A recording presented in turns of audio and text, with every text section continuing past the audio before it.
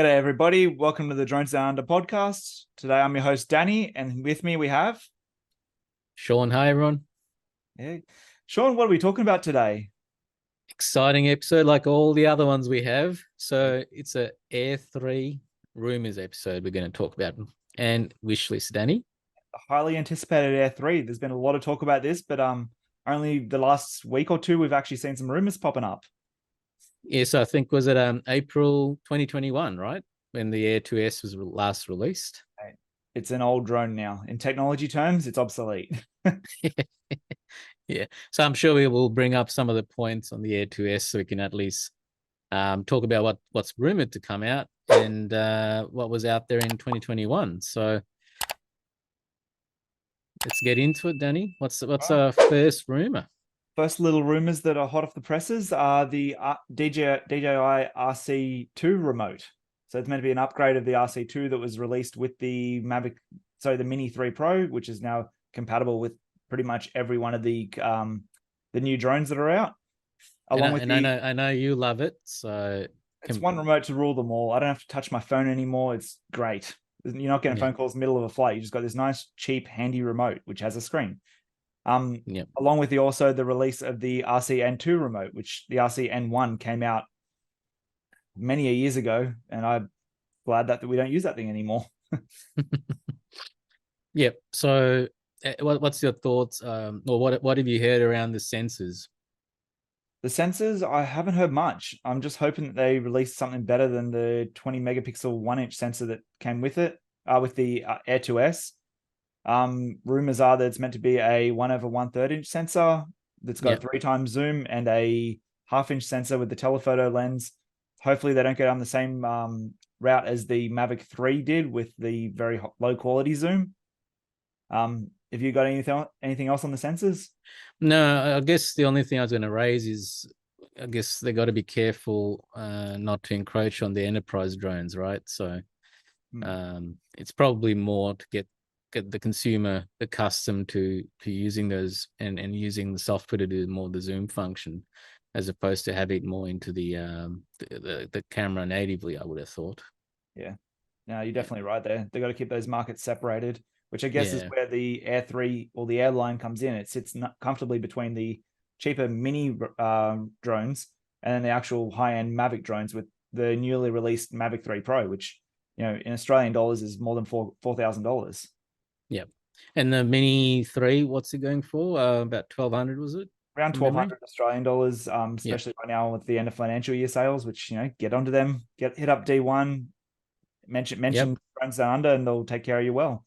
That's it. We'll put up the website if you don't know them. I'm sure you've come across them. They're up here, somewhere there. So what do you think price point is? If we're somewhere around the low, the high, 1,900 to 2,100, you reckon? I reckon they'll be around it. Around the sweet spot's about $2,000, I reckon. You know, whether that is the drone by itself or with a combo, but I feel like that's a bit of a nice middle ground around 2,000. You know, obviously you're going to spend a lot more money on accessories as well, extra batteries, ND filters, camera bags. You know, it's a whole new expense. So we've got the RCN2, we think. The sensors we've touched on. What about the weight? Well, given what do you think? The new regulations in Europe and the UK with the I think it's C1 and A1 categories, hopefully they'll keep it under 500 grams so it sticks into those categories. Because I know the Air 2S was 595 grams. So it was over that category, where if they keep it into that category of C1 and A1, you know, there's a whole new market there. So that probably very likely then leads to another battery that if you've already got the Mavic 3, you're very likely now going to have to create an ecosystem of batteries for the Air 2, the Air 3, sorry. Or they might actually, another little twinkle of hope, I guess, is it could be like the Mini 3 batteries, where you've got the standard battery that keeps it under 250 grams, right? And maybe a heavier battery that gets you, you know, extended flight time, but bumps you into a higher weight. Into the 500 grade. Yeah, that's a good point. Yep. So that's almost like a wish list feature for you then, right? It is. You're jumping ahead, man. We're covering rumors. Okay, we'll cover wish lists later. But while we're on, I guess, talking about batteries, flight time. The Air's flight time was, this day and age, a dismal half an hour. which go back a few years ago, 5 minutes was amazing. Exactly. I think people are a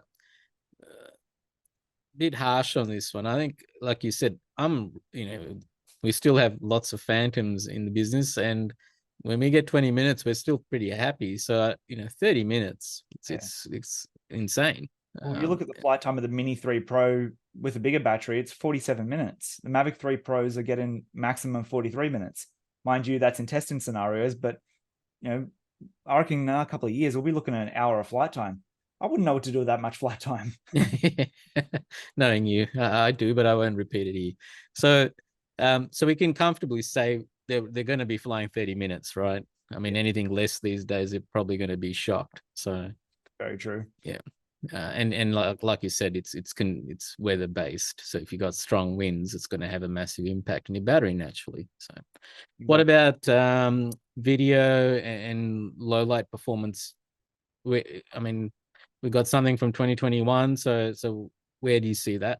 Look, in 2021, they had 5.4K 30 frames a second video, which is good.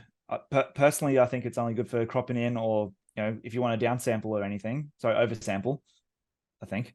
But when it comes to the video, if they can chuck it, if there happens to be dual native ISO, the low light performance will be on par with the Mini.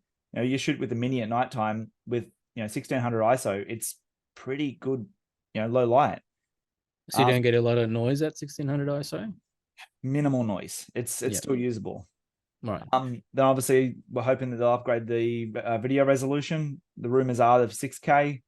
Yet again, that's going to be going over what the the Mavic 3 Pro has, but 6K would be nice for people that want to downsample to say 1080 or anything. You're going to get a really crisp video.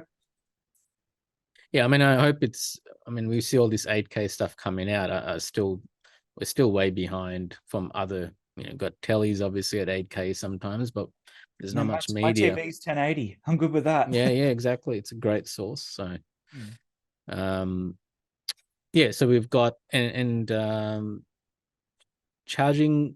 Hopefully, it's a USB-C to sort of keep it consistent. If we can charge at 100 watts, like with the Mavic 3 Pro range, it'd be awesome. Lately, I've been using the Blue Eddy EB200P. It's a great power source to charge up drones in the field. And it charges at 100 watts as well, which is awesome because I can charge my Skydio batteries, 4 batteries at a time. And have we got a code in it from Blue Eddy yet? If you go on the Blue Eddy website right now, they've got some awesome deals happening. But if you put your code in Mole Media, they'll take care of you well.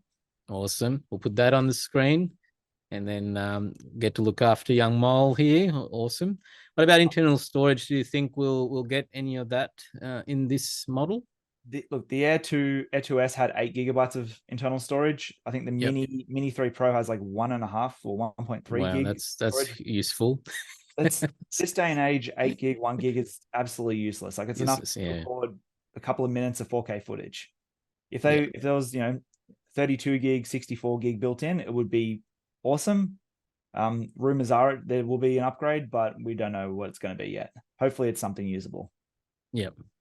And what about sensor wise? Hopefully, omnidirectional avoidance. Right now on the Air 2S, it's only 4-way. Was it up, down, forwards, and backwards? The amount of people that we use in active tracking and would lose it sideways into a tree, omnidirectional is the new standard now. So, from what we're hearing, that's the way it's going to be. So essentially, so essentially, bring what the Big Brother's got. Exactly. Yeah. I guess the compromise will be whether that breaches on their weight of 500 grams, right? That's probably what's going to be considered. True. Well, only time will tell. The expected release date's late June, early July. So, TikTok. So that's the rumors. What's the wish list items from you, Danny?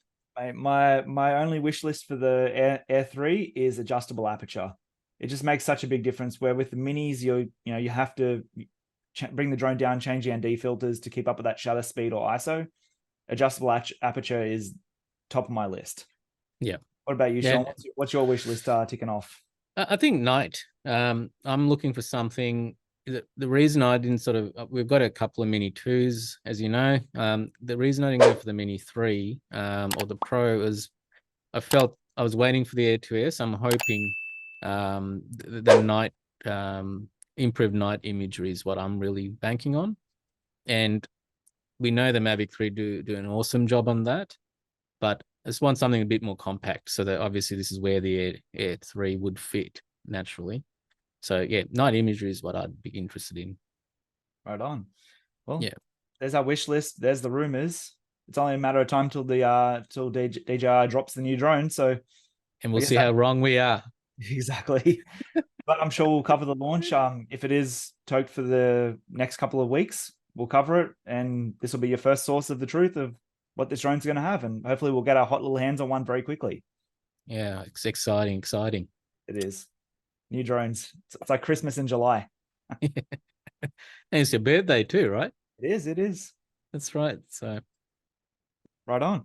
Well, Sean, guess that leads us to the end of this episode. Thank you everyone for tuning in, and stay tuned for the next one when we actually hopefully talk about the Air 3 and in its fullest.